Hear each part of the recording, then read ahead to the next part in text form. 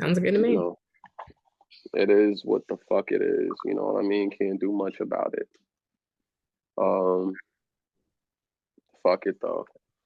But anybody, tuning in for the first time, last time, or just, nosy and clicking on some shit, welcome to Out of Bounds. We are here with Tay, the GOAT. This nigga named Nigel. He cool. He cool. And Cam, the host that's always uploading a bunch of shit. But now we're gonna get into this shit real quick. I know everybody's seen the Super Bowl. General thoughts on the Super Bowl before I start getting into some of these topics? Boot to ass. That's all I gotta say. You mean belt, nigga? Boot. No. They put belt, car, truck, bus, plane. Them. Oh, you said they were just stomping them. They just stomping them in like that, huh? With the Yuttas. Yes. Oh shit. Nah, I ain't gonna lie. It kind of made it a boring game. I think just because I was anticipating like a really close game, like something that came down to like the final play or something like that, and for it to just be an all-out slaughter from the jump, I mean, the Chiefs, they did what they had to do. They were able to shut down the run game. I'll give them their credit, but it looked like they overcompensated on it. Like they put all their focus on the run game, and them passing lanes was wide the fuck open. That's exactly what I was going to say. I think that they studied their film, figured out exactly how to stop Saquon and throw away everybody else. So, tough. But see, on the other hand, the Eagles, though, they study film too. And that defense said, we're not going to blitz you. Right. Yeah. They didn't once blitz. Mm-mm. They just had 4 men up front. Exactly. They didn't need to. And the Eagles, their whole defense is essentially built around Georgia's dynasty team. Exactly. Like everybody out there went to college together, and they play exactly like it, just full out dominating. It was crazy to see. Bro, go ahead. It's just crazy to me the fact is like literally every turnover, I called that shit. What was gonna happen? I literally said it when he got that pick six. When Patrick threw that pick six, I was like, right after he got them 2 sacks ahead of that, I was like, he about to throw a pick. He threw a pick. I was like, this defense is too turned. They about to do some crazy shit again. As soon as they come back out again, another pick. Then when they got that forced fumble, game over. I don't want to hear no more Brady comparisons because Brady ain't never go out sorry like that in the big game. Nah, Brady would have. We lost a couple times. We lost the rematch to the Eagles. We lost the game to the Giants with the undefeated season and then the rematch. But everything was down to the final drive. We ain't never go out sorry. Bro, I would definitely say. He went out sorry twice, and one of the times was to Brady. So, once again, I don't want to hear no more GOAT debates. Fair. Yeah. I will say I've seen several memes that was like Patrick Mahomes need to do whatever witchcraft or pray to heaven, Jesus or God that Brady was on the sidelines praying to versus the Falcons when they made that comeback. Speaking of witchcraft, did y'all see the video of the woman who had the voodoo doll at the game and was constantly stabbing it for Patrick Mahomes? She had a little voodoo doll that she had at the game and she was just constantly stabbing it.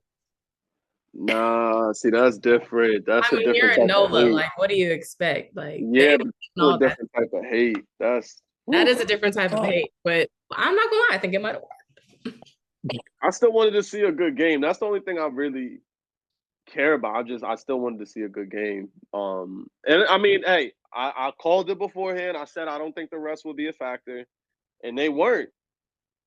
Shit, there was barely any calls in this whole game. They just let them go out there and play. Finally. That's the one thing I love the most was when they let them go out there and play, bro. Like that shit was like, damn. So, and did y'all see the videos of Wet Noodle getting booed? I think I can say it now. If the NFL's moving on, I got someone backing me. Bro. Why not? Why the fuck can I not say that? I know we out of bounds, that's bro. a strong brand. I know we out of bounds, dog. But we gonna get canceled already, and we just trying to start, dog. You can't be the arena full of people that was booing her, and the people at home that was like boo too. Who the hell is going? Clearly, the support has dwindled. Okay, that's all I'm saying. I just like I don't know I don't think that she deserves to get booed. I feel like people are doing it just because they're tired of seeing her. Stuff, but it's not like she's there supporting her man. Like, yeah, I think we don't want the NFL to show her every 5 seconds, but she doesn't deserve that. I won't disagree. She doesn't deserve necessarily to get booed, but the whole she's just supporting them. There's 100 and something players on the field. 100%. On both sides. Everybody got somewhere they're supporting them. It's the fact that they keep force feeding us. Yes, but she doesn't. My thing is, that's what we were booing. I don't think anybody genuinely hates Taylor Swift. I think it was like, yo, this is someone we don't care about, and y'all force feeding it to us. So now we're gonna boo y'all to let y'all know we don't want to keep seeing this shit. That's fair. I get that too. I just kind of feel bad for her because when it goes to the screen, then everybody's booing her. She's just like, "What the fuck?" Like, I'm literally just existing. So, my bad. Yeah, I mean, I get that too. But when things were going all good and she saw the camera on her, it was like, "Oh, showtime! We got to do a little side hip handshake thing and do all this high fiving and dancing and all that." So it's like now when the energy changes, don't be confused. Like, why are y'all putting the cameras on me? Bitch, they've been putting the cameras on you nonstop the past 2 years. That's why the fuck we booing. Like, I was gonna say, I don't think she was confused why the camera was on her. I think she was confused why she was getting booed because she doesn't have control when they pan the camera to her. Yeah, for sure. So, like, and I think if you're very confused why people are booing you, a little bit out of touch. Yeah. Just a slight bit, just a smidget out of touch, maybe. Because again, there hasn't been any genuine football fans out here supporting her like that.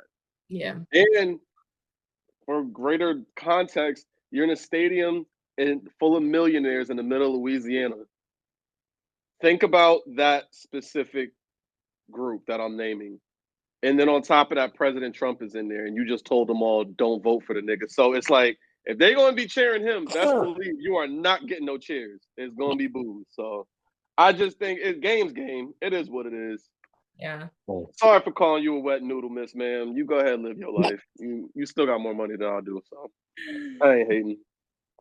Well, I got to ask you, though, about the... Hey, also, too, before you change it, though, I will say this. This is the first Chiefs game since her and Travis Kelce's been dating that they only panned to her, like, what, once, maybe twice the whole game? See, I didn't know that. Okay, my problem was I was inebriated and the Super Bowl was watching me. So, yeah, they just had. It was basically background noise for me because I was like, "Wait, it's over." What? I think a breakup is near just because Travis Kelce has had his worst season of his career. I don't even think he cracked 1,000 yards, and I'm saying this as someone who had him on my fantasy team. I genuinely don't think he cracked 700 yards for the season. I got to do the final tally, but matter of fact, shit, we here live now. Let's see what Travis Kelce's stats were for this season. But point being, he's not playing good. He's coming out here with the country boy cut and mustache and shit, and it's like, yo, this new look, this new drip, you might need to go back to your black girlfriend, bro. She might need to give you some of that. Yeah, he had 823 yards this regular season. He didn't even crack 1,000. He had how much? 823. Yeah, no. That's rough. Her poom ain't doing it. You need to go back to the, you know what I mean? You need to be back on the cookouts. get that dark berry for that sweet juice, you heard? I definitely saw a tweet that said Travis Kelce really lost the Super Bowl and had to go home and clap bones. I was like, hey, yo. Bone Thugs and Harmony had I was like, oh no, this poor thing. Oh, not clap bones, bro. What? And you said I'm gonna get us canceled. I'm saying what somebody else said. I didn't say that my damn self. That was all right. That was your tweet. That wasn't my tweet. Wow. Hey, sidebar. Now that Twitter's called X, what is it still called a tweet, or do we just like call it a post? What is it? Nigga, I still call it a tweet because the fuck. I mean, I still call it, but like technically, is it still called the tweet or is it just called an X post?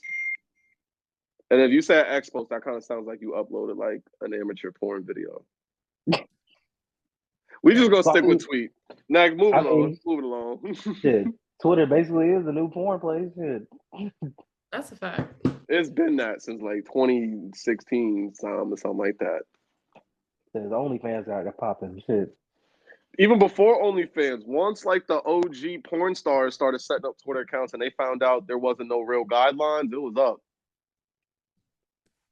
There you go. Yeah. I gotta ask y'all, do y'all think I see everyone like making a big thing about it when some people are saying they don't care. What do y'all feel about the whole end racism in the end zone thing? Does it really make a difference? Was it just the NFL was pandering at the time and now they're kind of like, all right, well, we could just move on? Like, how do y'all feel about it?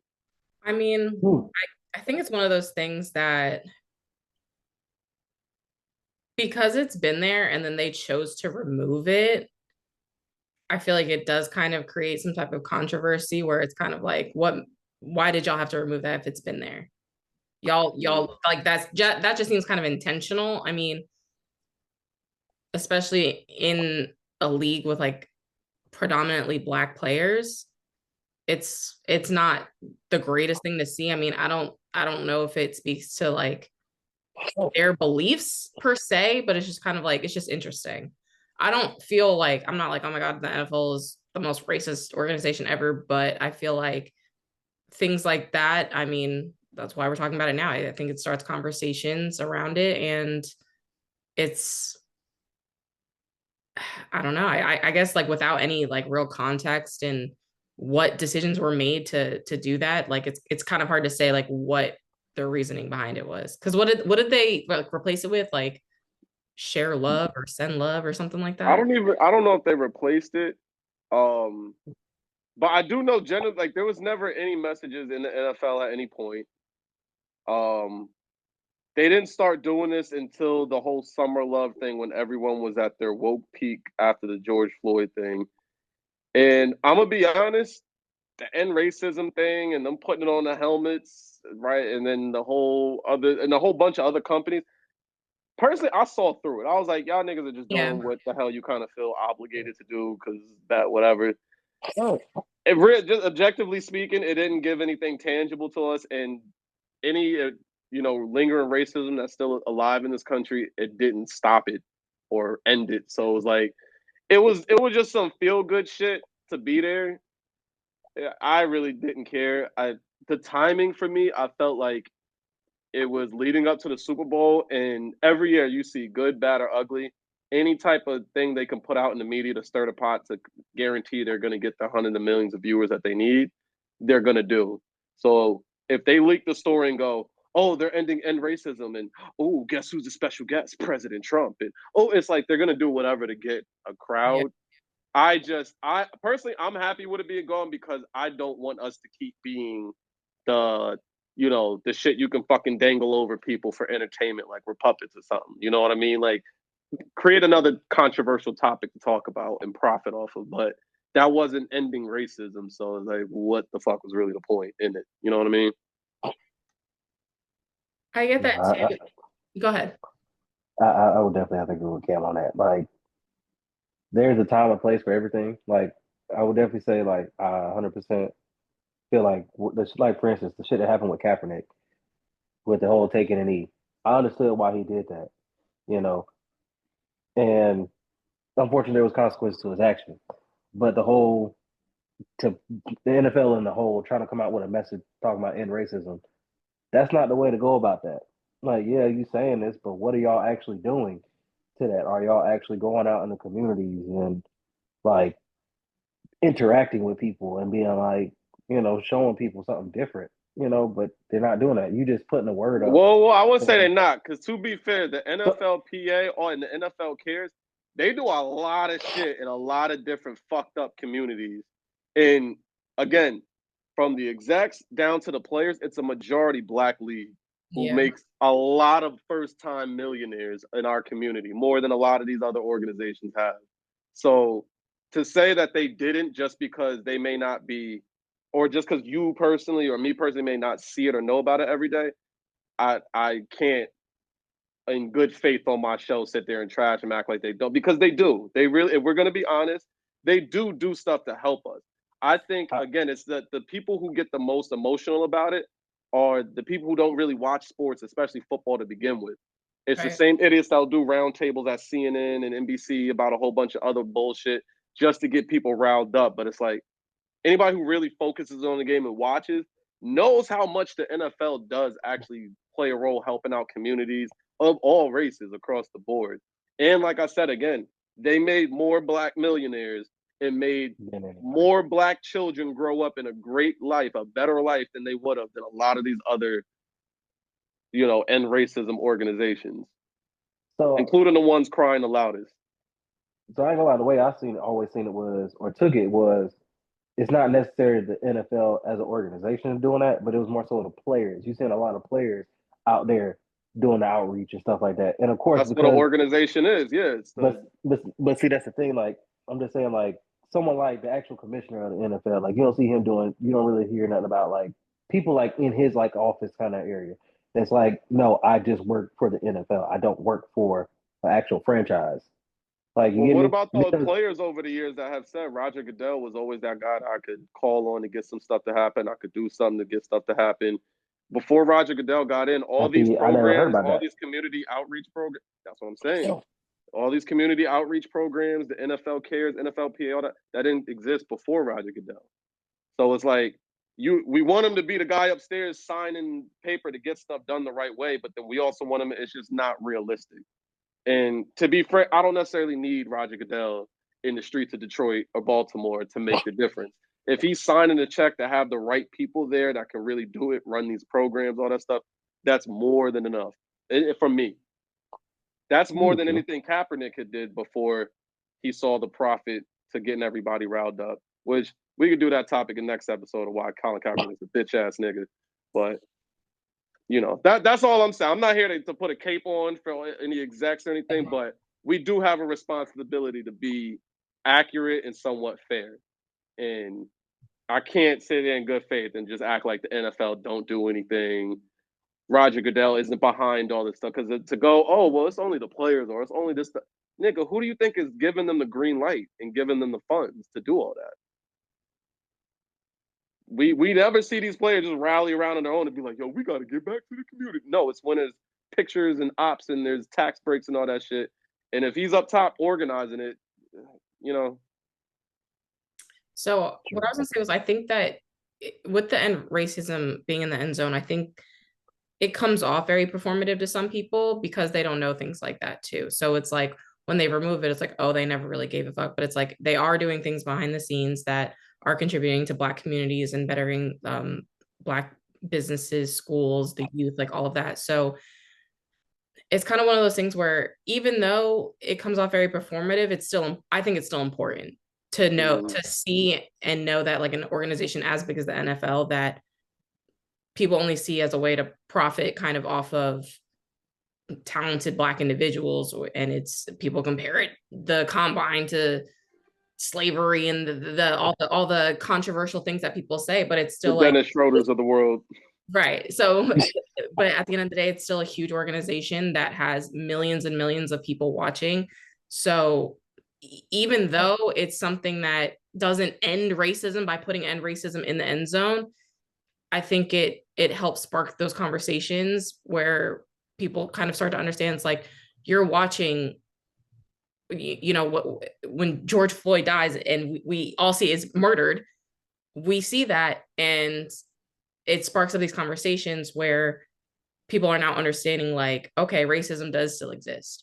And this organization does acknowledge that, especially in a league predominantly Black, where all of these men have to show up every single day and be able to perform for an organization that you would hope understands what it they don't understand what it's like to be a Black man, but understand to some degree that life is harder because we're Black. So it's good to see, even though it does come off performative, it's still something that like you want them to acknowledge that like, hey, I see you, I understand you. I'm still trying to do what I can to put it out there that we want some type of equality in the world. I don't disagree with you at all. I just, like I said, I always say, hey, we've been here the longest. It seems like we get passed up the most over the years because we're terrible at negotiating. I'm gonna just call a spade a spade. I want more tangible things. So when I see the commercials and I see the recordings of them actually in the community doing stuff, that means way more to me. Because to be frank, or I'll just even ask y'all a question: if they didn't report that they were going to remove end racism, would y'all have even noticed? No. There you go. That's how significant it actually was. Yeah. So, you know. Now, speaking of some race and some football, how'd y'all like the halftime show? Because I thought that shit was. I don't get the concert. I don't get the backlash, and all these niggas told me it was boring. I ain't like it. Oh, dude. I'm like, y'all sound like some closet Drake fans because that shit, 100%. That was a concert. Bro. I can tell y'all at my residence, it was a motherfucking concert up in this bitch. Bro. I was on the couch dancing, going crazy. Man. When this nigga had, first of all, if you started off the show by having Samuel L. Jackson, his Uncle Sam. Is somebody gotta do it? Sam. Somebody gotta do it. And that was the best person, bro. That was the best person to pick to do that. Like, and it like, oh my gosh, like, I know people want to be like everybody on Kendrick Dick and they always trying to get deep into his shit. No, bro. We get deep into it because he has deeper meanings behind his shit. There was a reason why he had a black Uncle Sam at his shit. Like, that's representing America. That's representing us. Like, America is black. At the end of the day, this shit was built on this shit was built on niggas' backs. Like, come on, man. Literally. And I think it was that, and even if you heard what Uncle Sam was saying, he was saying at some points, like in between songs, like, hey, don't go too hard, don't get too ghetto. You got to make them feel safe. You got to stuff like. So I feel like the imagery was that. Yes, America is black as much as it is white, but I think it was also a little bit of showing like well, hey, I'll do what y'all want. I'll rock the flag. I'll do what you want. I'm super patriotic, but I'm gonna still pop my shit. I'm still gonna be me. You know what I mean? So I think it was a combination of both things. But overall, great show. Great show. What really got me on a Thou Wow having Serena Williams out there. You know, Williams. Say, bro, she was sea-walking her ass off, dog. And to not like us, that's what's crazy as fuck. Yo. And one thing I gotta say, because I see a lot of people online dissing my good sister Serena, talking shit. Oh no, you know, why she can't get over her ex, yo? Ain't the bitch married? Why is she on her ex? Yo, every time she's been in a relationship, this nigga Drake starts beef with the nigga. From Common to even now that she's married, he went on his album and said, what? Oh, Serena, your husband's a groupie and all that other shit. So it's like, no, nigga, you got to pop your shit. Now I'm about to see walk on your grave, nigga. Fuck is you talking about? Bro. It is what it is. Have that same fucking energy. Like, fly your ass back from Australia and come take this fucking L like a man. Tay, what was your thoughts on the halftime, or was you too lit? I did have to rewatch it today. So I watched it when I was sober. Yesterday, I was looking back at my night out and I was recording videos of the whole performance and the people I was with just turning up. Don't even remember it, but I watched it today and I was just like, wow, just incredible all around. I mean, the symbolism, the message. It was really shitty to see. I mean, on X, Twitter, whatever, TikTok, people like, oh my God, that was boring and blah, blah, blah. It wasn't for you. Everyone that said that they didn't understand it or that they didn't enjoy it or they didn't know the songs or whatever, it wasn't for them. So I enjoyed it. I thought it was a beautiful performance. I do think SZA was lip syncing, which oh no, she was hitting them vocals. Wrong with that. She's still bad still, but SZA was hitting them vocals. I'm sorry to say that. That fit was fitting though, I can tell you that. 100%. Mm-hmm. Yeah. Shaped booty movie. Listen, I wasn't mad at it at all. I was just like, honestly, you look stunning. I'm not even gonna lie. The visuals. Like, Can we just admit that we had his catalog all fucked up for this entire thing? Bro, oh yeah. I thought this man was gonna be that. playing Mad City. All like right, that. why? And even with all the symbolism, how did All Right not make the list, bro? That's the one that I was really like, damn. That's Negro national anthem. Yeah. Like that man played Humble DNA. I was like, oh shit. Man in the Garden. I was Skipped like, over damn. a whole album. He performed fucking Peekaboo. I was not expecting that at all. PEEKABOO, I ain't gonna lie, I started losing my shit with PEEKABOO. What they talking about? They talking about that? What they talking about? They talking about that? What they talking about? They talking about that? Bro, what? Man. Yeah, nah, it was overall though. Like I said, I thoroughly enjoyed the performance. I can't co-sign all these people complaining, but I feel like no matter what he would have did or did not do, there are that subgenre people that are gonna complain every year, no matter what, just for sake of complaining, because they think they're giving us something that we actually asked for. Shit, when Beyonce had her Super Bowl performance, it was people hating on that shit. I'm like, what? I'm not gonna lie, I forgot about her performance. I know everyone keeps talking about it and going back to it when she did the Black Panther thing and the Panthers were in the Super Bowl. But I genuinely forgot that thing. I just knew it was a whole bunch of people performing that year. It was like her, Bruno Mars, and then like Maroon. Okay, so that's two different. That's 2 different times. So she performed the year before that, and then Bruno performed the next year, and he brought her back out. And then he brought out who else did he bring out? It was her. I think it was like the person who performed before her too. Like pretty much Bruno brought back like some people who performed. Yeah, there was all I'm saying that whole era, the 2014 through 2016, 17ish, it kind of felt like we was watching the same Super Bowl performance every year. Like Jay-Z took over and he didn't even bring back Beyonce. He was like, yo, you can do the Christmas show. We got we gotta keep this shit going. Like I didn't even go lie. The fact that the stage itself, like that man utilized the entire field and said, I'm about to have a prison yard in this bitch. And did that shit. Bro, the fact that he did over. So apparently, I don't know if y'all know from when the album dropped, everyone was saying PEEKABOO was something like a song that had to do with like Drake and XXXTentacion. I heard like kind of rumors about that, yeah. There's like a whole deep dive breakdown, all the real rap lyric conspiracy backpack niggas, and they did a whole breakdown about how PEEKABOO was about Drake and his involvement with XXXTentacion. So I just thought it was interesting when the PEEKABOO came on, he had a big X that he was performing on. And then in the background, it was saying game over and all that stuff. I was like, oh, shit, that? Oh, y'all didn't peep that? Oh, no. So, like, that was supposed you got to rewatch it. I peeped that he was performing in the X, but I didn't peep that, like, the connection between the two. But now the game over thing was because, like, it was supposed to be representing, like, Sony's controllers because, that's, like, their little thing for buttons and shit. That's why I was like, okay.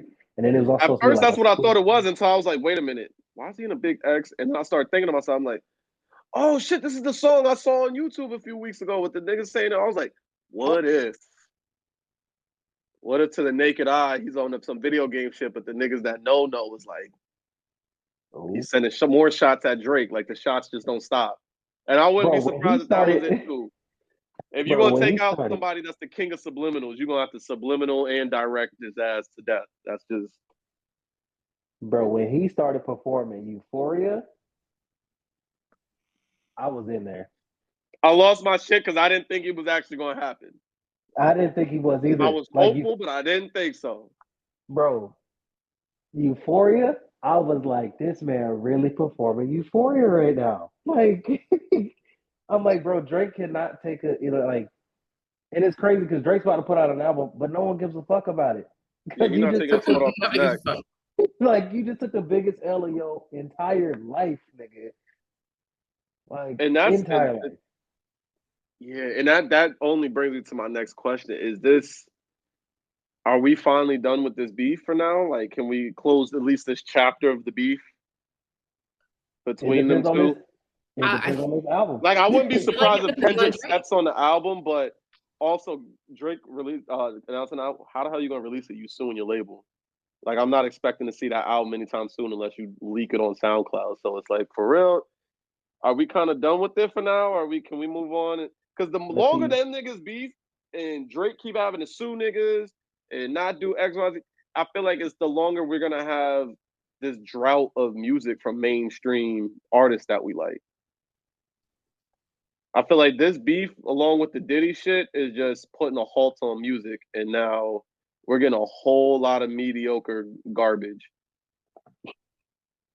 So, I'm a Kendrick fan. I thought it was entertaining. I loved it, but I'm kind of like, all right, I'm cool with it for now. You done dropped the Ether Part 1, 2, and 3, and got all the Grammys for it. Yeah, you can't beat this nigga's ass no more. You done stomp, kick, spit, right. To set a flame. Morale is low. Didn't catch, like, bro, before you catch a charge, let's just go home, nigga. He's done. He's not gonna fight you. He's not getting up. I don't know. I feel like it's gonna be one of those things I feel like everyone kind of expects Drake to say something. I don't think he should. I think Drake should take his L on the chin and shut the hell up and get back in the stew and make some more. Take it on the chin. I don't know what else I think Drake taking something on the chin. Hey, yo.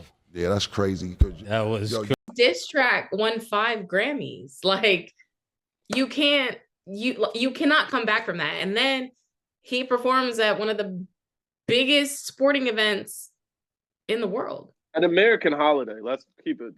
And Kendrick said his name. Say Drake. I hear you like a brown jump. Like, say Drake. He smiled. At that point, I'm going into hiding. I'm done. You got it, Kendrick. Because it doesn't get worse. It can't get worse than that. Hey, then you have both my exes on stage. One of them sea walking. One of them is performing. You can't not come back from that. You can't. No, I hope it's done for his sake. Now that would have been the time if you're going to cut to no, they don't cut to the audience during the Super Bowl. Never mind. So never forget that. I was going to say that would have been the time to cut to Taylor Swift so we could see it. Do her thing. Y'all be seeing her dancing at the award shows. Low key, Taylor Swift be dancing like Trump. She may not like him, but they kind of got the same little.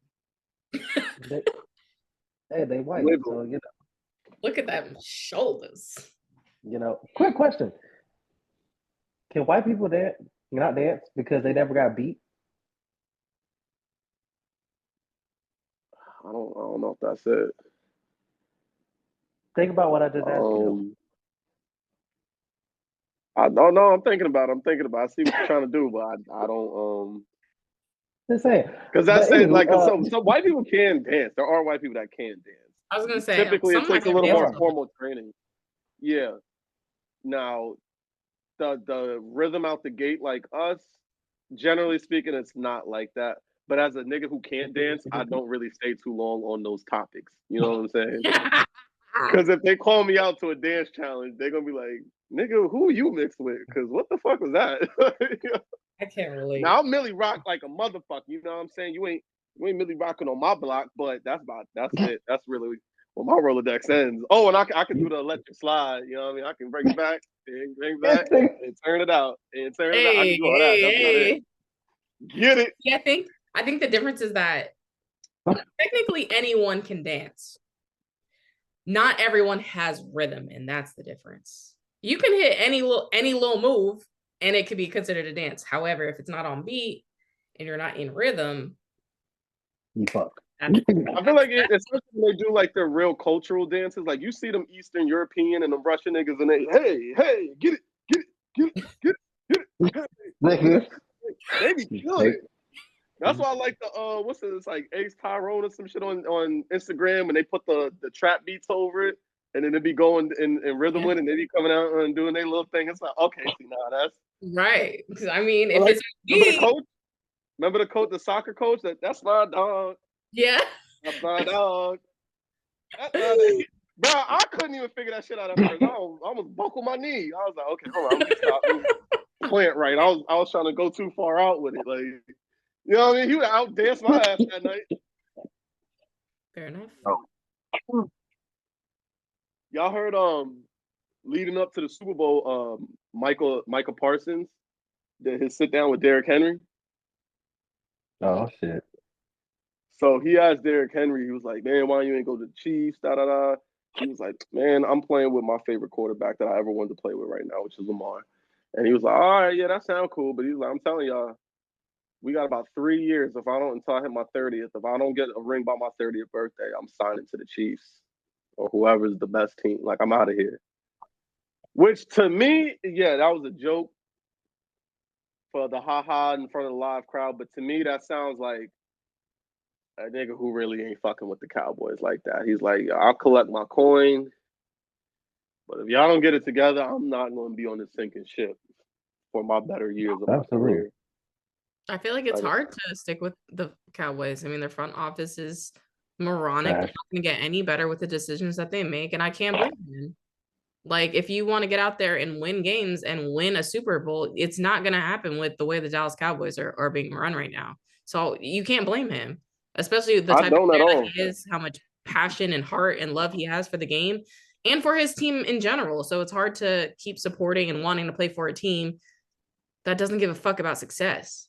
What the hell are you there for at that point? Yeah, sure. I mean, shit. Honestly, I feel like nowadays quarterbacks are kind of they very selfish. Like, for instance, Tom Brady, that motherfucker never got last I checked, he never had no huge ass multi-$100 million contracts. He was like, nah, just give me a good 50 and we'll be good. Let's go get some players. Like, let me go get me some help so I can win these games because I can't do this shit by myself. And yet, I will say, go ahead. But I mean, I'm just like, and yet, look at what's going on now. You got Dak at the Cowboys getting stupid amount of money, but y'all ain't going nowhere. Y'all ain't doing shit. Y'all can't even get past the wild card half the time. Shit. So I'll play devil's advocate on this one. When it comes to Brady, right? We've seen him take pay cuts and do all this stuff, but we also seen him win 3 rings on a rookie contract. So and also Brady was in a position where his wife was making those hundreds of millions of dollars. So his lifestyle was already of that. So I could see in a scenario where he's like, I could take a pay cut now because I can make money for the rest of my life as a Super Bowl winning quarterback. Whereas these guys, they are the breadwinner. They're the only ones making money. And it's like, well, hey, the reason I'm not having success, because don't make no mistake, I'm not sticking up or caping for Dak, but Dak is a successful quarterback. He's the guy who had Mississippi State top 5 for the first time in program history. You know what I'm saying? Like, when it's time, he can ball in the right situation, but it's like, if I know this team is holding me back, I know they can't leverage to get a good enough trade that they would want out of me. I know that they don't have the draft picks to get a good quarterback right now. And on top of that, with the shit y'all put me through, y'all have made money. Make no mistake. Say what you want about Dak. I live in Texas. A lot of motherfuckers are walking around with the 4 jersey, the same way they were with the number 9. So it's like, y'all made money off of me. Shit, yeah, I'll collect my coin. I'll take it. Hey, I ain't gonna lie. Like, I agree with you. Dak he's actually is a good quarterback. He can be that guy. Like, his actual stats, if you look at it, him and Mahomes damn near had the same stats. Not this season, but I want to say the season before. But his legacy is tainted by Jerry Jones. So it's, yeah, motherfucker, give me that money then. Cash me out. So I can't be too mad at that. If anything, I look at Jerry Jones like an idiot. Like, why would you do that? Why would you sign him for that long-term commitment with that much money again? Why not? You already gave him a max deal once. Just franchise tag him or something. Even Drew Brees got franchise tagged before. So it's you know what I mean? And Brees got a ring. But I mean, I honestly, I was speaking, I was using him more so as an example. Because you got people like Trevor Lawrence, Mac Jones. Actually, no, not Mac Jones. Who was that fucking Tua? The Giants. Kirk Cousins. Dan Jones. Giants, so you got all them nobodies who ain't been nowhere, and they getting max deal contracts, but yet you ain't got nobody else on your team. And so that's more to my point with Dak. It's like, okay, well, I do have postseason wins. I have brought this team to only 4 loss seasons before and shit like that. So yeah, when I see Kirk Cousins getting all this money, shit, you got me fucked up. You think I'm not about to accept this? Which I think I deserve less than Kirk Cousins. His greatest highlight was he came in off of to back up RG3 that one time and did pretty good. Yeah. And then the great miracle with Stephon Diggs. Which even if you really watch that play, it was really all Stephon Diggs. So, and I know the nigga was on the team. I don't even know. Was it Kirk Cousins that threw that ball or was it Casey Keenum? Mm-hmm. See, we don't even know. Kirk Cousins just out here getting cashed out, so I'm going to get my money too. I ain't mad at him. But I think, yeah, Mike, the writing is on the wall with Micah Parsons. I think I wouldn't be surprised if he's demanding a trade within the next season or two. Yeah. I can't blame him. Which brings me to my next point. Y'all see Debo requesting a trade now? Oh, yeah. Niners had one bad season. He went from talking shit before every game to, y'all, nigga, I'm ready to be out. Y'all can go ahead and trade me. What's up? And he just got cashed out, too. Everybody jumping shit from the Cowboys, bro. After, no, Debo's on the Niners. Oh, yeah, that's right. My bad. I was thinking, I don't know why I was thinking about one bad season and everybody jumping ship. I don't get it. Yeah. Yeah, I was thinking about Lambeau for a second. My bad. Especially because they dealt with a lot of injuries during the season. It's not like they were completely trash. Like they had a lot of injuries and weren't able to be as successful as usual. And that's not, I don't think that's. Now, real question, because we've seen them all stick up for their quarterback, rightfully so, defend their quarterback. But is Brock Purdy that guy? I don't think he is. I think he has potential to be. I don't think he is. I think they rushed his ass too much. I think they rushed it for him. Well, I don't know if they rushed it because he literally got in as a third string. Everybody got hurt. And he did what he was supposed to do, but I think the team's success amplified what they thought he was. You know what I mean? And that's why people were giving Cam backlash for saying he's a game manager, which I think anybody who really knows their X's and O's understood what Cam was saying. But I think it's even going to his head now. He wants that big deal, which, granted, again, when you see people like Kirk Cousins and Tua's and Daniel Jones getting paid, and it's like, well, motherfucker, I've been to a Super Bowl and I led y'all to an NFC championship, which I could argue we would have won if I didn't get hurt in that game. I can see how you like pay me. I don't think you deserve no damn max deal. Yeah, maybe not a max deal. I don't know. I feel like would he look the same outside of a Shanahan offense? Wait, what? No, finish what you were going to say and ask my question. I just fucked up your whole thought. Go ahead. all I was going to say is that today, like, would I draft Brock Purdy to be my number one QB on fantasy? No, I don't think he's amazing, but I think that he is better than a decent amount. And I think that he's done enough to prove himself that he deserves some money, maybe not no max, nothing, but I don't think that I've seen him be more successful than some of these other quarterbacks that have been in the league even longer. So it's just kind of like I think with more experience and a super healthy team, he could definitely be a threat once he just gets more confident. I mean, I think that's just all it comes down to. Sometimes I feel like these players kind of let things get to their head. They know that their best player, Christian McCaffrey's can't really save them. It puts more pressure on them. So I feel like it's hard to kind of be in those shoes and know that you're trying to accomplish a lot when you kind of are taking big losses offensively as it is. So it's one of those things where it's like, I think he's proven that he can step up to the challenge in where he needs to, but he just has to do it on a more consistent basis. I just want to know if he will look as good outside of a Kyle Shanahan-led offense. Because you're talking about an offense that is built by two generations of Shanahans. It's been proven to take teams to Super Bowls, multiple Super Bowls. So it's like, if you're a good enough quarterback, you're going to thrive with that, especially when you have all the receivers you got. You got Pro Bowl receivers, Pro Bowl tight ends, Pro Bowl running back. Like, you have a lot of luxury items that a lot of quarterbacks don't have or get. Brady never had no Pro Bowl running back. You know what I'm saying? So it's, and not to compare to Bird, because Brady's is different. He is goated for real, for real. But what I'm saying is, he's in his own category. Exactly. But when you look at the last few years, or just any years of the great quarterbacks that have won, that gone, it's not a whole lot of them that had Pro Bowl running backs on their side. It was usually a one or the other. That was a luxury item. So to say you started this season having Trent Williams, I know he got hurt. I know another one of the key linemen got hurt. I can't remember the bro's name. But you still had everyone but C-Mac, basically.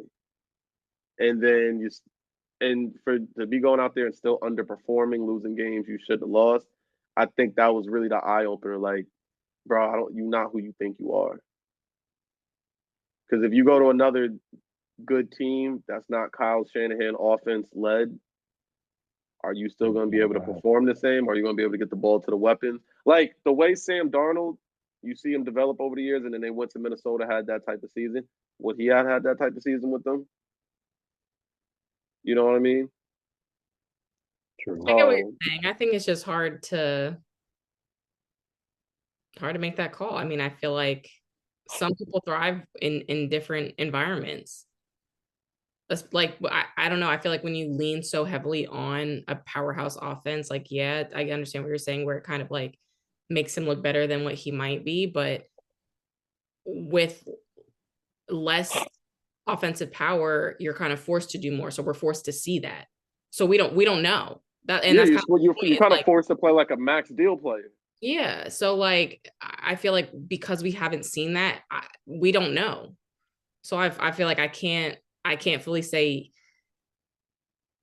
he is or isn't that guy for San Fran. Like I think, I don't know. I mean, he's definitely privileged right now in the offense that he has. And so they've got to see what he can do with a really fully healthy team, and kind of making my determination from there. I think that he does what he can with what he has. I mean, with what he had this season. Because I know didn't Ayuk and Jordan Mason get hurt too? So it was really Ayuk did get hurt because he missed camp. That was on him. He missed camp. Yeah. His legs weren't fresh. His body wasn't in the condition he needed to. Yeah, he got hurt. So, but I think that just, again, yes, Ayuk got hurt. But again, when you have Pro Bowl tight end on your team, you still got a Pro Bowl receiver. You still got other receivers that are performing.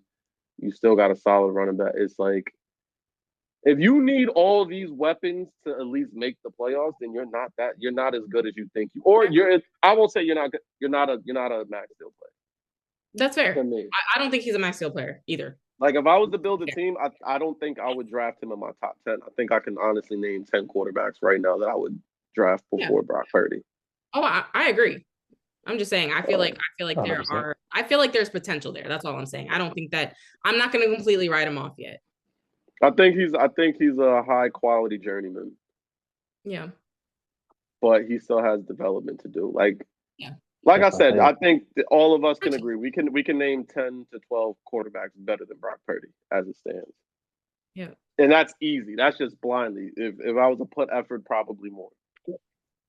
So once we start doing that, if you don't crack the top 10, yo, I don't think your agent should even have the word max in his vocabulary unless that's your first name, nigga. That's just me. I get it. Like, I mean, like I said too, earlier, I feel like he was rushed to get to that position. So it was like that pressure got to him real heavy, especially this past season. Because it was like the season before, you was in the Super Bowl, so everybody's expecting greatness of you. But it was, like you said, you literally came from a third string quarterback, not even a second. You was a third. And they literally said, here's the team. It's all on you now. And it's like, oh shit. I gotta be that guy. I gotta be this leader.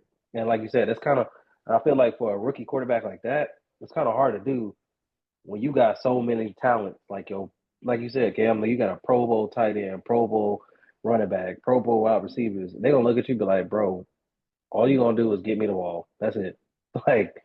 You're not And leading that's this what I'm team. saying. If that's your career, then hey, that's cool. You a solid role player, but don't come in here now with your chest out like you need to get cashed out and you didn't do nothing. Especially even to your point, them going to the Super Bowl, that was their second time in what, 3 years, 4 years at that point Yeah, against the same team. So they've proven, we can get there with whoever we put behind center.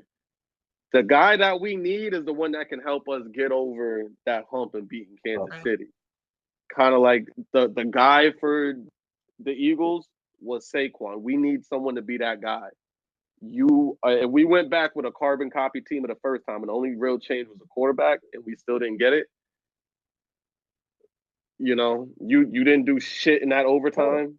You know what I mean? It was like, I mean, shit. this is what it's all for. Honest, shit. To be 100% honest, yeah, the Eagles, they had like a 1-player lineup change, which was, you had Saquon this year, but really, they took Saquon out of the game this past Super Bowl, and you pretty much ran with the squad you had from the last time you went to Super Bowl, and they showed that, like, bro, we was balling out. Like, so that lets me know that last Super Bowl, they should have won that shit. Like, and even Saquon not having a whole bunch of yards, I don't even think that's like a knock against him, because if you really watched how they played him, it's more of a testament to how dominant he really is, that they had to put all their effort to focus on him, where everything else was wide the fuck open. Like, passing game, I did not expect that. I wish I'd known to adjust the bets on Prize Pick for Jalen Hurts to get more than 212 passing yards. Because when I say them passing lanes were open, they were able to do whatever they want. They were just having their way with them. And then him running, crazy. Like, Jalen Hurts was running like crazy. Like, them 2 breakout plays that he had where he just took off and ran, I was like, now watch, this don't light a fire in Saquon. And then the next thing you know, Saquon had a run for like 10+ yards. And he would have had more, but if you notice too, every time they was tackling Saquon, whenever he got the ball, they was doing the hip drop tackle on his ass. They was purposely trying to land on that man's ankles. So he'd be like, yeah, we gonna take him out the game all the way. And I was like, I peeped this. But I gotta ask y'all too, what y'all think about all these wild ass NBA trades?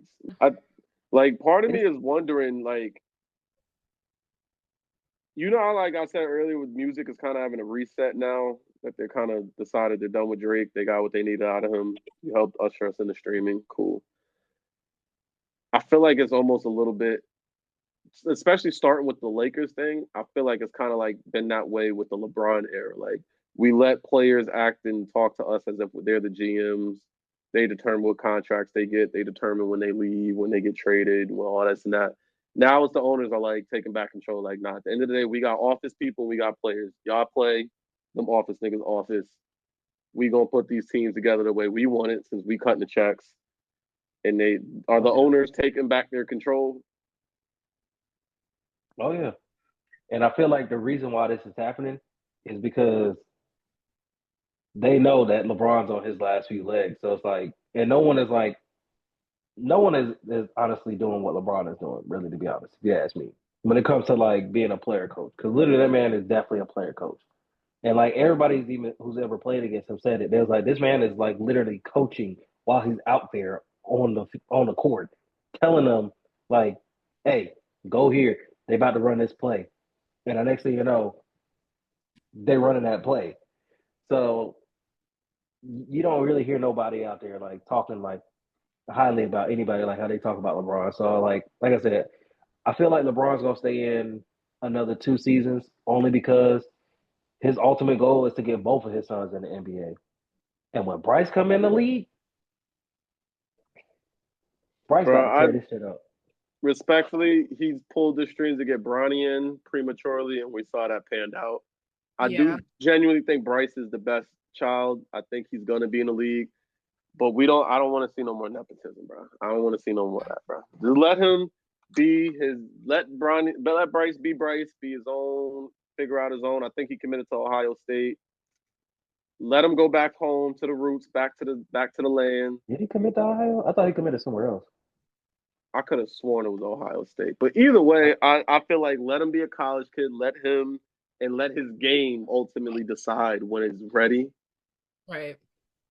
And then go from there. But the whole forcing it, and then, we got to get this photo op. Oh, let me have both my sons on the Lakers. And then it just says James Jr., James, and all that. Bro. Like, we're good. We're good. Right now, bro, we're good. We don't need to see that.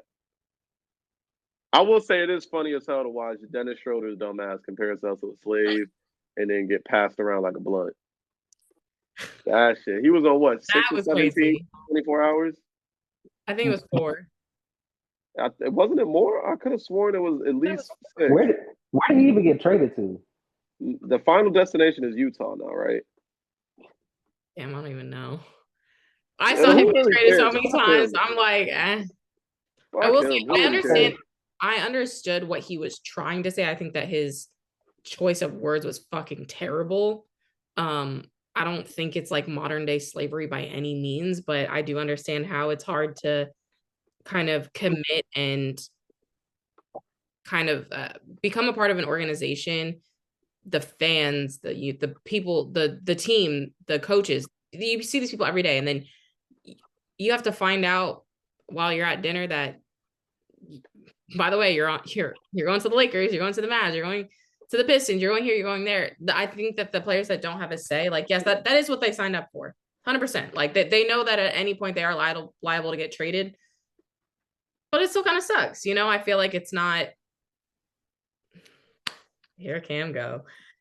I feel like I mean, I don't know. I get that it kind of sucks because you have to uproot your whole life and just move across the country and just find a new play style, make new connections. I mean, granted, yeah, they probably know some of these people, but it's not the same people that you're used to seeing every single day. And that's a big change. And then you're expected to keep playing at a high level and just adapt to this new play style and coaching style and things like that. So, I mean, I think it sucks, but I mean, at the end of the day, they are millionaires, so whatever. Boo-hoo. Boo fucking who? I get it. I know. I'm starting to see why part of the process of getting your citizenship is you got to learn American history, because that was a bullshit comparison. Like, bro, yeah. Even with the explanation, bro, guess what? That's every fucking body in the corporate America. Go on TikTok any day and you'll find someone crying because they found out in the email they just lost their job. Yeah. That's why I don't. You know what I'm saying? Yeah. And especially, like, okay, if he was to say, damn, it feels like we in the military damn near. Like, I would, even as a veteran, I wouldn't have had a problem. I would have been like, yeah, shit, this kind of is like that, yeah. But I'm tired of people who aren't even from here or are from here but not descendants of slavery ready to make slave comparisons the first chance they get. Like, it's the most ignorant shit you can do. You're comparing people who were treated less than human. Literally, it was in the Constitution at one point. They were 33% human. They were treated as property, got their asses beat. A lot of them were raped and shit. That's where the whole house nigga shit comes from. And it's like, these people got nothing from it. They didn't get any type of compensation, nothing.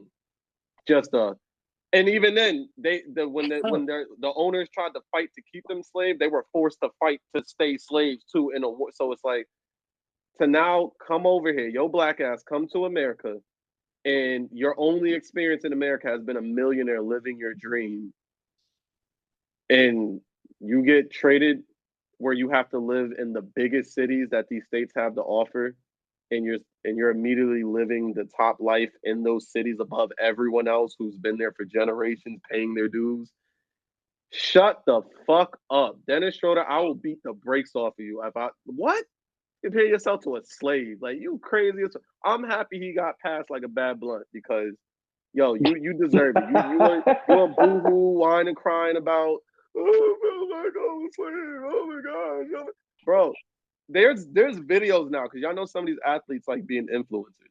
There's literally videos of them talking about what goes into being traded, which at the biggest headache of it is having to take your kids out those schools and re-register them somewhere else, which even then you usually have help from the team. There's usually a representative that makes that a seamless process. Other than that, you call up whoever you need to call up to come pack up your whole crib, do the moving shit, and then you get to your next destination, and when you got out of practice, it's there faster than anybody else would get. So Dennis Schroeder can eat a dick. I do not feel bad for him at all. And honestly, I really wish he wouldn't feel. Go ahead. No, I was gonna say I think his delivery was fucking awful. I understand what he was trying to say, but to compare it to modern day slavery is actually absolutely fucking insane. Yeah, it's almost like that shit that lawyers say, fruit from a poisonous tree. It's like, even if you were trying to say something, whatever, you started with some bullshit, and after that, it was like everything else, nigga. It was just womp, womp, womp, womp, womp, womp. It was just, bro, all skin folk ain't kinfolk. Yo, black ass don't know shit about being a slave. You moved here from Germany, nigga. From Germany. Shut the fuck up. You moved here from Germany. You got a German ass name, even with the little italics over the letters. And then you married a white chick. I don't want to hear you talk about slavery, bro. Yeah. If you was really that woke and on your shit, you would have a girl dark as you. You married to a chick who wouldn't even check for you if you didn't have that money. So shut the fuck up. Now in serious trade talk, what are the Lakers going to do with LeBron once Luka retires? Who's LeBron going to play with? Because we know he's not going to retire until he's about 60. So we can go ahead and get that 2-3 year thing out the window. I think that one of the reasons why they wanted Luka was because they need somebody to build the team around, because I think LeBron is probably going to retire sooner rather than later. So I think that they thought that, which I thought that they might have tried to, build the team around Austin Reeves. But I mean, if the Mavs were willing to let Luka go, then I mean, what other perfect person than to build a team around and really see some success? I mean, I feel like LeBron wants to retire but doesn't at the same time. Yeah, he wants to play with his sons. Bronny's not it, so he's got to rely on Bryce now to do his thing. But at the end of the day, LeBron's only getting older. I mean, we haven't seen anybody do what the hell he can do at this point. He's 40 and still balling like he's 29. These young kids. So I mean, who knows how many years he really does have left in him. But I think that slowly but surely, if he keeps playing the way he does, his body's just going to break down a little bit faster. Like at some point, he's got to consider, hanging it up. But I don't want to see it. But I think that the Lakers are probably trying to think about the future of the team, knowing that LeBron can't save them forever. So it's crazy you say that. Go ahead. It's crazy you say that, Tay, because like literally, that's what they said. Like once they got the call, because they got called from the Mavericks, and the Mavericks was like, "Hey, we got a trade offer for y'all." And they was like, "What is it?" We want Luka for AD. They said, "Fuck yeah." Yeah. And they even put it out. Being on the other end of that call, you probably like, man, these niggas bullshitting. Right. What else y'all want? Oh, they for real. Yo, check that number. Make sure it's real. But later on, though, it did come out saying that like the Lakers is planning on building the team around him because they're looking more so towards the future because they know LeBron's not gonna stick around forever. Yeah, I didn't even know that, but that's kind of like, that's immediately where my head went, because I'm like, at some point, LeBron's not going to be in the league until he's 80. I hope not, but I mean, I hope so, really, selfishly. I mean, like, he's still averaging over he's 40, doing, like, he's LeBron. If anybody could do it, it would be LeBron, but I mean, realistically, 80-year-old nigga, like it's crazy because I know a girl who her son is he's either in middle school or about to be in middle school, and she was like, yo, I was in middle school when LeBron got drafted, and he was my favorite player growing up. And now, like, my son is wearing a LeBron jersey. It's kind of like weird for me. Like, yeah. She said she even brought out her old Cavs jersey out the closet, like the old Cavs. He was like, "What the fuck? How old are you?" Yeah. Like, I think also with the Lakers though is, in hindsight, it's like, bro, we've given you everything you've wanted since that bubble ring y'all got that the fans keep rejecting. Bro, we've let you choose multiple coaches, damn near choose the GM. We pulled all these strings to get AD here, and we got 2 good seasons out of him. Mm-hmm. We got your son here. We got the roster. We cut the roster that you got, rebuilt it, cut that one, rebuilt it again. And nigga, we're not even really getting that far. We're not really having a whole lot of success. I think we're gonna start taking over. We're gonna start doing it our way again. But I'm gonna let y'all in on a little insider trading. Some of the secrets and conspiracies going around down yonder. All right. So, just talking to my Texas people out here. Of course. One of the big conspiracies. So this is more of a local thing. I mean, I know we are constantly bombarded with these commercials about them wanting to build a new resort in Texas. They're not really specifying where in Texas, but they keep saying having all these people and local testimonials and people go, no, it's going to be great for business and I'll be able to have my local business and isn't that. They're trying to build some type of resort in Texas. Now, for more context, the people, the billionaires from Vegas that bought the majority share of the Mavericks, they've had a stronghold over Dallas the past few years, and they've revamped that whole city. And now they're in my city and redoing a whole lot of things. Like Austin don't look like Austin no more. Even 6th Street, if y'all ever been out here and you know what 6th Street is like, that shit don't even look the same no more. And a lot of people are saying, well, when they bought the Mavericks, they said they were going to try to do something different out here. They're trying to buy up all these cities and get a casino resort out here. Is this them trying to possibly tank the team, like viewership and fandom? Because tickets had went down, people stopped going after the Luka thing. People were kind of like trying to stick it to the owners. Are they trying to, in a way, tank the team that way they can move it to Vegas? That's what I heard too, actually. And I heard that they're trying to also get gambling legalized in Texas. Well, casinos aren't open, but you can gamble in Texas. Well, I mean, sports betting, like the FanDuel, the DraftKings, all that stuff. That's what I use. I'm in Texas. I use that shit. That's what I'm saying. You can use the app. There's just no casinos outside of like the native reservations and shit. I'm confused. Like I can go on a website and like I go on Prize Picks and stuff like that. Shameless plug. You know what I mean? That's what I'm saying. I can go on, like you said, I got Prize Picks and shit like that. So there's just no casino. There's nowhere for us to congregate and hit slot machines and bet on. That's what I'm saying. Like as a sports bettor, I know that like there's a difference. Like you could not use FanDuel in Texas right now. You couldn't use FanDuel, you couldn't use DraftKings, you couldn't use Bet365, but you can use Prize Picks because it's fantasy sports. So like there's a different way where the lines are already set. You can't make your own parlays. You can't do alternate lines or anything. It's only what they offer to you. So there are specific sites for that, but I heard that they're trying to get like the FanDuels, the DraftKings, the more versatile, I guess, for lack of a better term, apps where you can kind of pick and choose like 80, 25 and 10 rebounds and LeBron this and, so where you can kind of mix and match what you want to pick. But I also heard that they were trying to move the team to Vegas. So I actually didn't know that. But I wouldn't be surprised. I mean, it would be more of a moneymaker for them. So I don't go ahead, Rand. You go ahead. Vegas, if I'm not mistaken, got a WNBA team there, don't they? The Aces. The league itself, the WNBA, has never made profit, so that's not. Well, but I'm just saying though, like they got a team there though, right? So it will only make sense that they eventually are trying to get an NBA team out there. So, but what I think is like my whole thing is, especially a team like Dallas, knowing how much it means to the city, knowing how diehard sports fans are in Texas. Like I've been to the Dallas facility, you know what I mean? You move a Texas team. It's beautiful. Why move the Mavericks? Like if y'all are the billionaires you are, why not pull the power play and just, hey, LeBron, you want to retire a little bit early? We'll get you that team you want.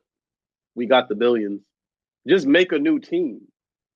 Yeah. Take some actual sorry ass franchise. But why are we moving a team that means so much to the city to Vegas? Just make a new team or take a sorry ass team from a city we don't like. Why the Mavericks is where I'm confused. You know what I mean? That's fair. I don't get it. And it's not like, I know they usually talk about small market teams and all this stuff like that.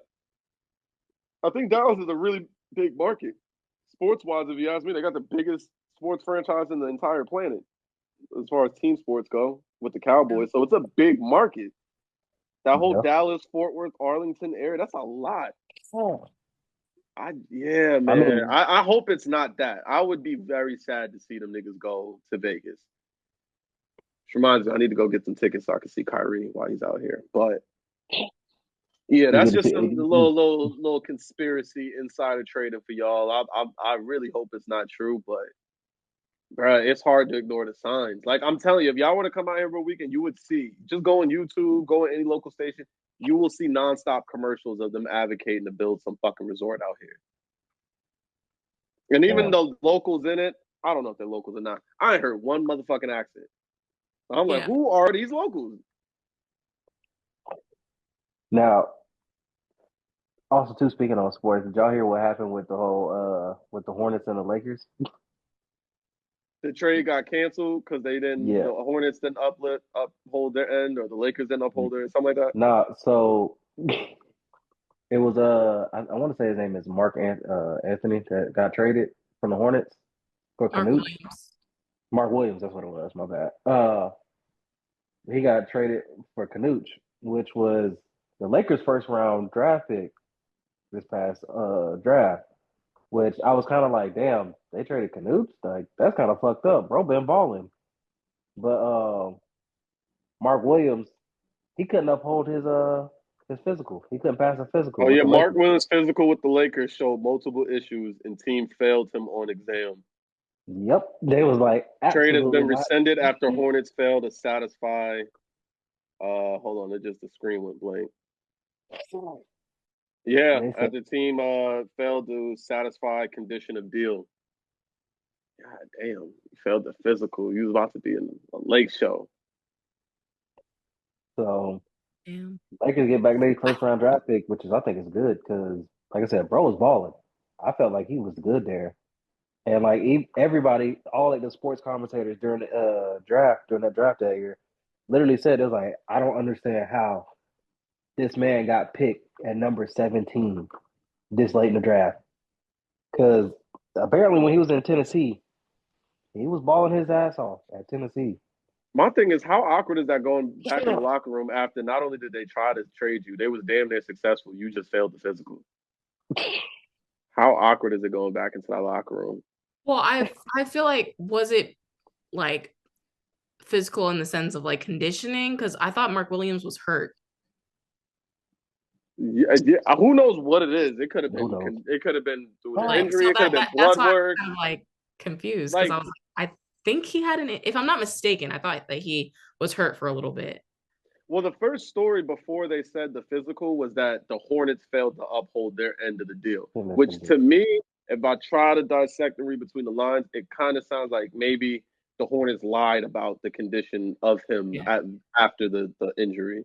And then they were like, nah, this nigga's still hurt. They really trying to send us this nigga on. Like, and that could have been it. So this ain't the shit on Mark Williams, but I know it's got to be awkward going back into that locker room. They're like, hey, you.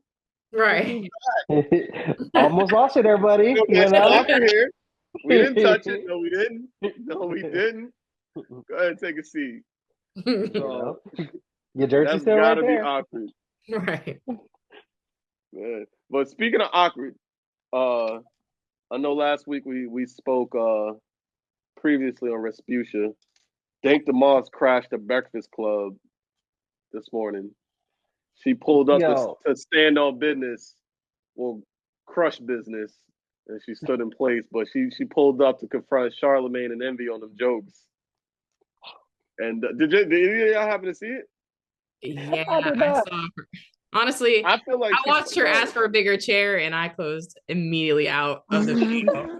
I'm sorry. No, I was like, I don't even want to know what she's about to say.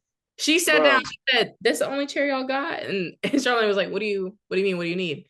She said, "You ain't got a bigger one." They rolled over half a couch. Like, yeah, they took off a piece of the sectional. Yes, I was like, honestly, I'm good. That's that clout drug I be talking about, yo. Because I feel like she went in there and fucked up any chance she had of winning a lawsuit. Yeah. The more she talked, the more it was like, yo, any good lawyer is gonna pull this interview to shreds. Like they're just gonna poke holes in everything she said. Because first of all, like Tay said, she goes up there, she sits in a regular chair like this one. And she goes, damn, y'all ain't got no other chairs? Y'all can't get a bigger chair?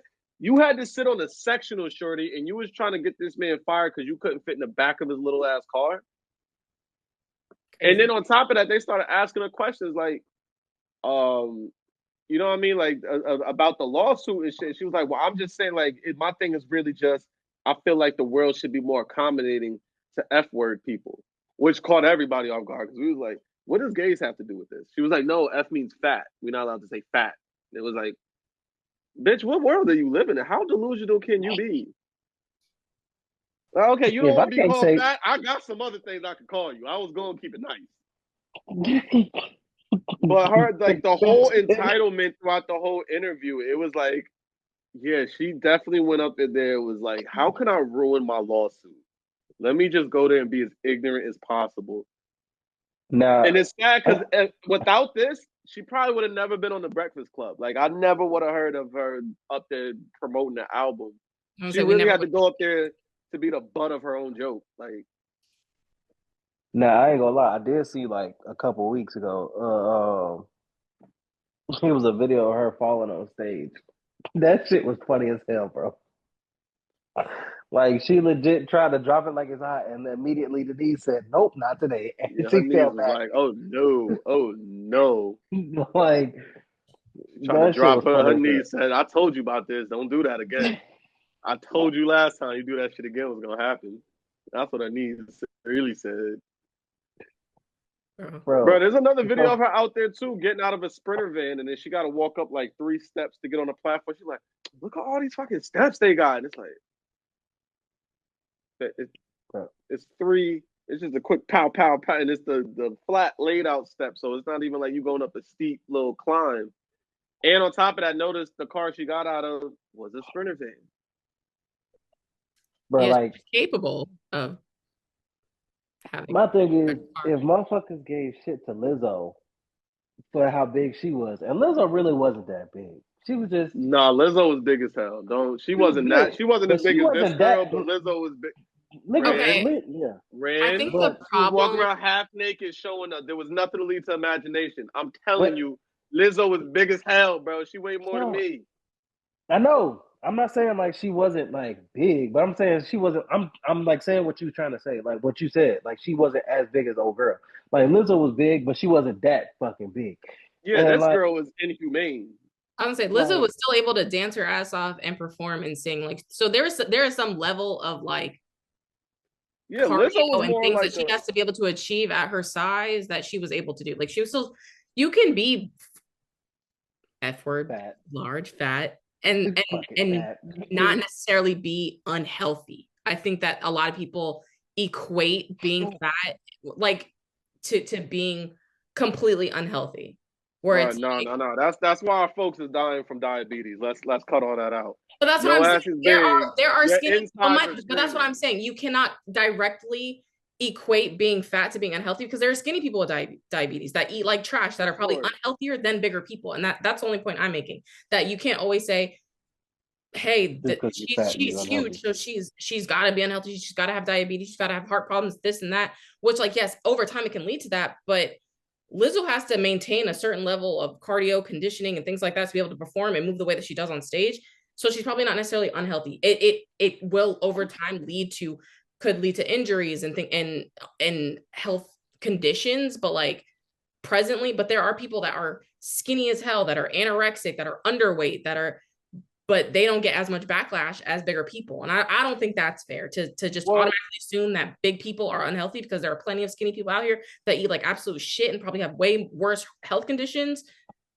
Just because they look healthy or look a normal size, like they don't get as and you're not wrong. Skinny people do have issues, but that doesn't negate like the big people. Their issues are their issues. And Lizzo is also, now she's on, like, there's video audios that leak. She's getting sued. If she could fat shame her own people, her backup dancers, she gonna get these jokes. And 2, Lizzo was also out here dressed and wearing, like, leaving nothing to the imagination. So, 100%. I'm not big as, maybe Lizzo was a silverback. Dank Demoss is a hippopotamus. All right, they both big as hell. They just different bigs. Oh no. Point being, Dank Demoss just threw her lawsuit clear the fuck out the window. And thanks for joining us today. This was the Out of Bounds podcast. Hey, listen, ain't none of our subscribers gonna be out here putting on no cape for neither of them. We good. Trust me. Hey, but I will say though, Lizzo look good now because she done dropped majority of that weight.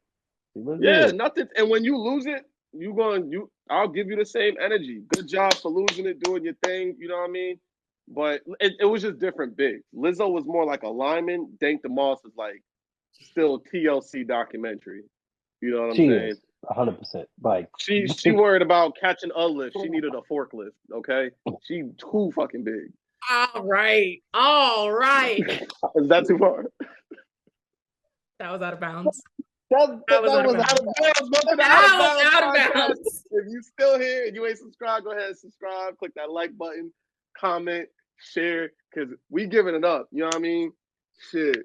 Speaking of out of bounds, did y'all hear this nigga Ye wilding out this weekend? Unfortunately. Ye is on one. Oh, it was actually you, Tay, that sent me it, the first one.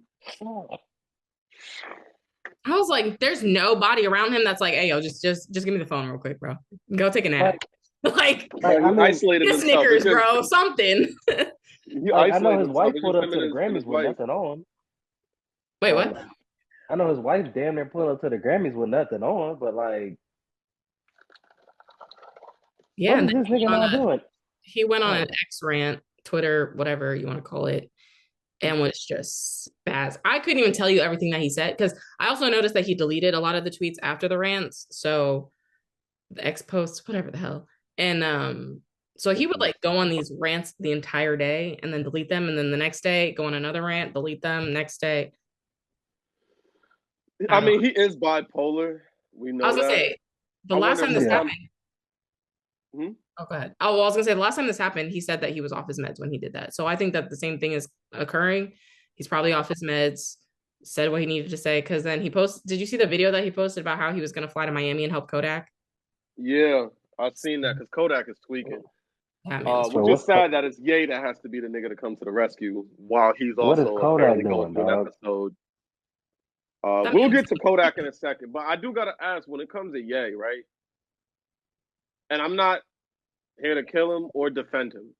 I'm really indifferent because I see through the show. I'm like, nigga, it's been the same thing for the past 15 years or so. Yeah, he knows how to rage bait. He's gonna say some wild out of pocket shit. He's been saying it even longer. He's been saying it about 20 years now because Hurricane Katrina was 2004. Yeah, he's been wilding out since George Bush doesn't like black people. But it's like at some point is the whole bipolar thing just an excuse?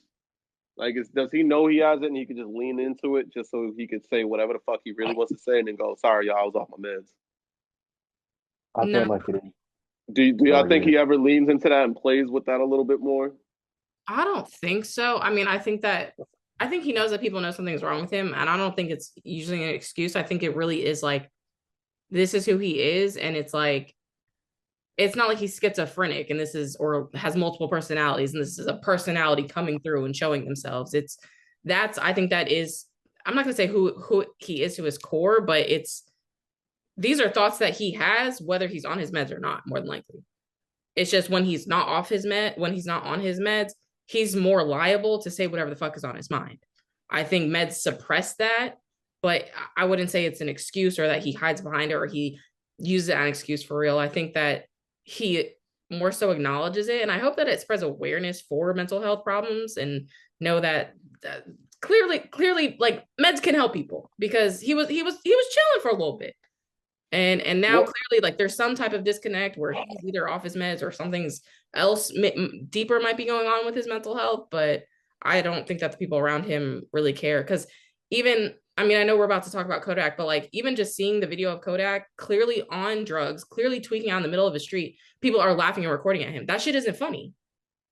Like, at all, that's fucked up. I don't want to see that shit. So I think that people are like looking at the Kanye shit and like laughing at it and like haha. And I do think that Kanye does kind of know how to rage bait and things like that, but I think that it's a more serious issue. Like, I don't think that he like leans on that or uses that as an excuse per se. I think that he just genuinely needs help, and everybody laughs at it and thinks it's funny because it's just, they chalk it up to Ye being Ye. I think people kind of dismiss it. Well, the reason I said does he lead with it and rage bait a bit because it's okay if you know that this is how you are when you're off your meds, and then there's been reports of him over the years intentionally not taking his meds. Like you grown enough to know, nigga, if this is how you act off your meds, stop doing that. And on top of that, it's like it always conveniently he stops taking his meds whenever it's time to sell some shit, whether it be an album, merch, whatever. It's like for you to all of a sudden conveniently stop taking your meds or just say you're not on your meds while also simultaneously rage baiting, and it's also at a convenient time every single. Like I haven't seen a time where Ye just wilded the fuck out and there wasn't something on the way. There wasn't a rollout. There wasn't some singles following it, an album. So that's why I said, does maybe some, because I have met people who've had serious disabilities and serious mental shit before.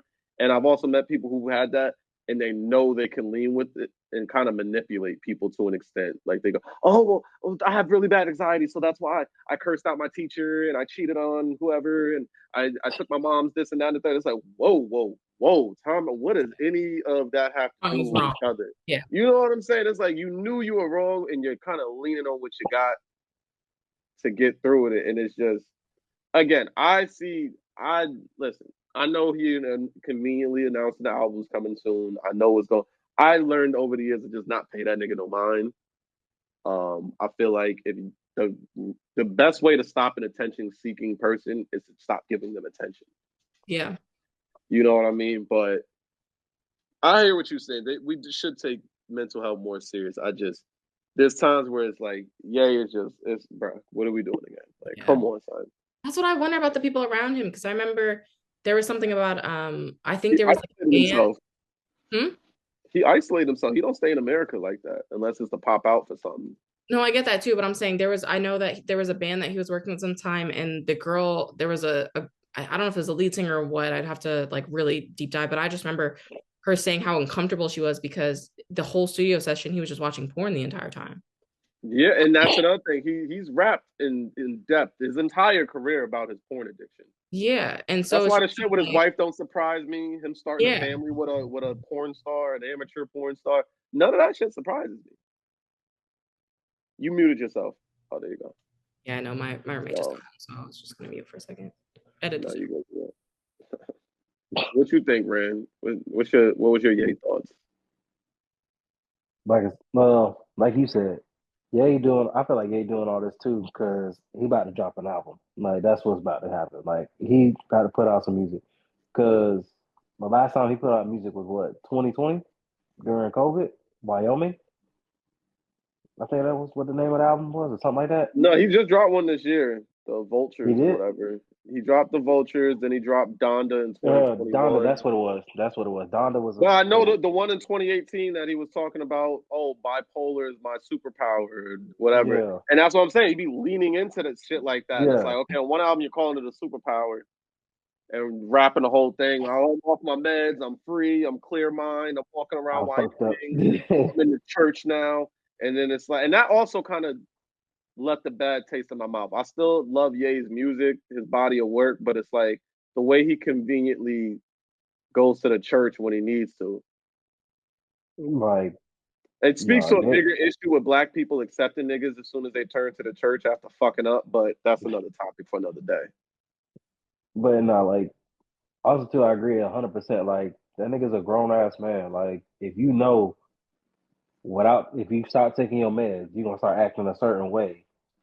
Come on, son. Like at that point, it's like, nigga, you know this shit. Like, why are you intentionally not taking your meds? Like, I can understand. I can understand if a nigga be like, shit, damn, I forgot to take my meds today, just cause like it's, I had so much shit going on. It was just like the one thing that like I just forgot. But like, when you have years of saying like this shit, it's like, come on now, bro. Now you intentionally not took your shit. Bro. Like, cause like you intentionally not took the shit because you wanted to say some shit or get some attention, or you wanted to deflect the attention that you got. Like for instance, like I said, the whole his wife popping out damn near naked. Like he wanted to deflect me from that. So the way he did it was, I'ma not take my meds, put out all these tweets and shit, and make myself look crazy. So they now talking about me in my mental state, and then I focus on what happened at the Grammys with my wife. And we gotta call a spade a spade. It's fucking selfish, yo. It's fucking you have mad kids now. Like the oldest one is old enough to be on the line, and we've seen examples. Kim don't really be, blocking out their shit like that. So it's like, bruh, at the end of the day, your kids are seeing you. No matter how you chop this up, this is our dad. So if dad is doing this, you know what I'm saying? It just opens up a Pandora's box of bad shit. Like, and I'm not saying this as a Ye hater. Y'all see, bro, graduation, Ye. This nigga is the one that made niggas want to go to college and button up their shirts and get their shit together. All right, let's drop out. But it's like, bro, I'm not even asking you to go back to that Ye. We already got the album. Really just focus on being a good father, bro. We don't give a fuck how good your wife looks. Ain't none of us gonna fuck. You know what I mean? Unless you go to SNL again. Them niggas be stealing his hoes, apparently. But it's like, bro, like just focus on being a good father, bro. Like to hear the reports that like Kim had to like block out the kids' eyes or turn them around on TV when they saw you pop up. Who wants to do that whenever they see their father? Even if y'all aren't on good terms, we know what's like. It's like, bro, like, why are you doing all this stuff? You have daughters and shit like that. You don't need to be doing this extra shit. Just think about them. Lead with that. You are a father now. You are a middle-aged man. We don't need you to be on no rock star rapper shit. Be the middle-aged father you are. Take a book from Kendrick, bro. Be Kendrick or be Hov. You all were in close circles at one point. But yeah, that's just me. I think Ye's going out sad, man. It's sad to see because even with all this great body of work, if he got hit by a bus tomorrow, if he was in one of them tragic plane accidents, his legacy is his legacy, but it's definitely tainted over the past 5, 6, 7 years. His legacy is definitely tainted. I don't think anybody can really argue that one. Unfortunately, it is, man. Hey, and it's crazy to think like this motherfucker how he got like his come up though. Like it's like, bro, you literally was in the studio doing nothing but producing all these fire ass beats for people, and they kept telling you, nah, bro, nah, bro, nah, bro, and then finally you got your shot, and like, that shit was phenomenal, like, bro. And then now like looking at you from what you was to what you are now, and it's just like, damn, bro, like that's crazy as fuck, like.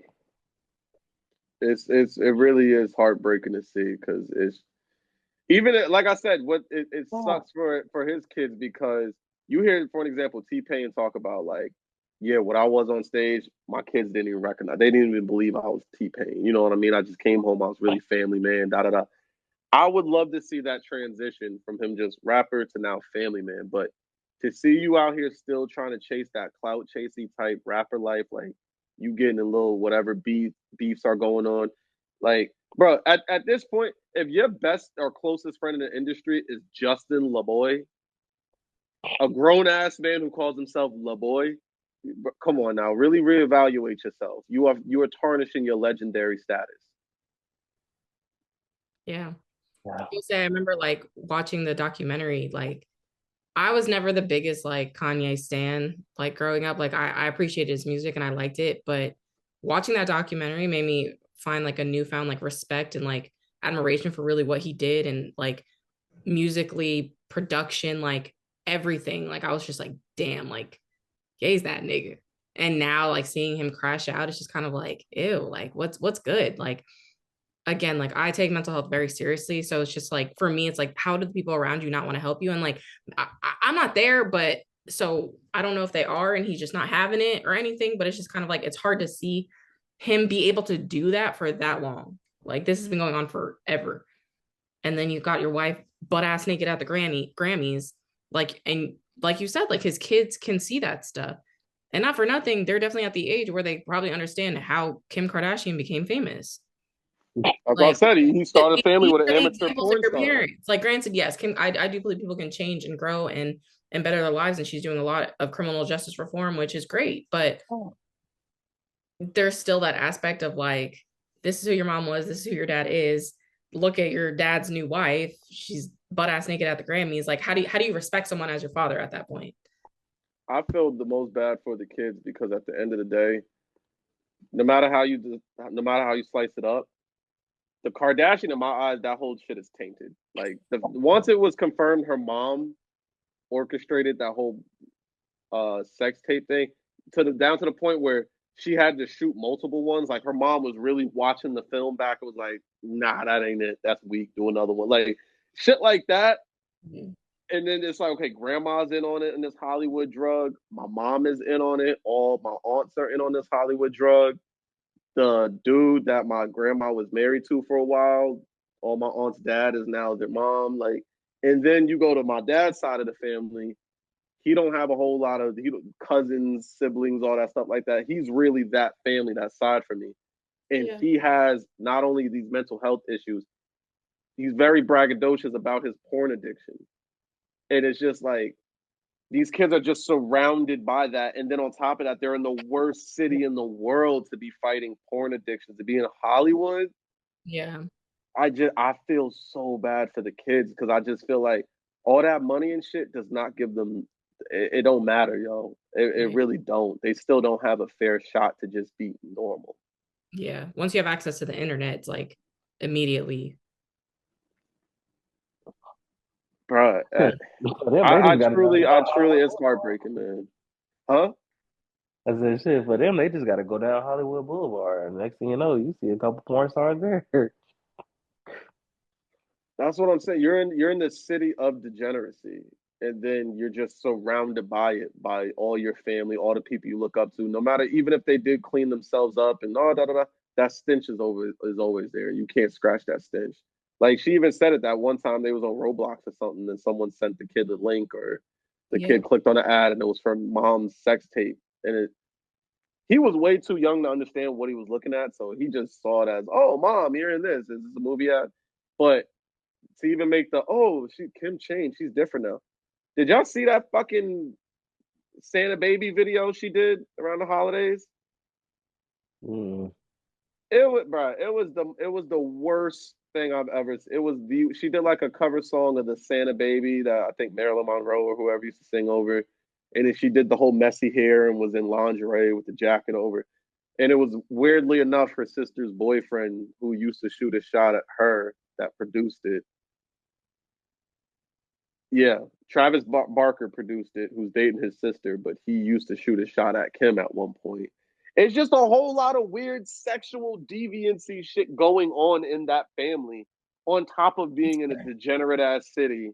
Yeah, I really feel bad for them fucking kids. But those, because they got the billions, because they got the fame, that's never the type of stuff that Child Protective Services will step in. The real fucking crimes. You know what I mean? Not mom struggling to make ends meet. She's working 3 jobs and she was a little bit late to pick you up from daycare. They'll step in a heartbeat for that. But then all this other shit they'll ignore. It's nasty work. It really is nasty work. America. Y'all got any topics? Not really. Honestly, you covered a lot of the stuff that I wanted to talk about. So it's just I'm good. Stop. All right, not too much. No, I'm playing. Remember who you called the GOAT at the beginning. I will say that ending on a good note. Still the GOAT. Hey, the GOAT. I will give that to you. Because you know what? You will never have me sitting around waiting on an hour for no motherfucking fish to be cooked. I wouldn't. Nigel. Period. But hey, nigga, you can't Nigel, man, I'm gonna call this nigga Jeffrey. He ever make me wait for him to clean the kitchen again. Hey, but I will definitely say though, nigga, at least you know I can cook though. We don't know that. Well, I don't know. Oh, Cam knows that. I know that I've been waiting for like 6 years or so for this family barbecue sauce, my refill, and yeah, my uncle. I keep getting excuses. So, huh? My uncle's an asshole on that one. I ain't even gonna lie to you. Let me talk to my grandmother, bro, and I got you on that one for sure. Yeah, bro. Because I need it. You know, I need more barbecue than ever before where I'm living at. So I need the sauce, bro. I need the sauce. And tell them throw a little cayenne pepper in that motherfucker, a little serrano pepper. Make it spicy. You know, I like the spicy. Oh, they can make it spicy. But spicy. Also, like that mac and cheese though. The mac and cheese is legit. It will have you feeling like Dank Demoss after you eat it, but it's worth every fucking bite. I'll tell you that. I'll tell you that. Wonderful evening. It's past my bedtime. Is it? Yeah, it's almost midnight. I'm Oh tired. shit, it is late on the East Coast. Well, shit. Thank y'all for joining. Thank y'all for who's watching out there for joining. Like, subscribe, share, comment. Tell your friends to watch it and tell their friends and tell their friends, and we can meet friends and we can all sit down and watch this shit together. You know what I mean? We can do this shit every weekend. Well, I didn't want to directly quote the Diddler. You know what I mean? I was trying to remix it a little bit, but the Diddler is crazy. Hey, no, this shit. All right, y'all. Good night. Good night. All right, night. Stop.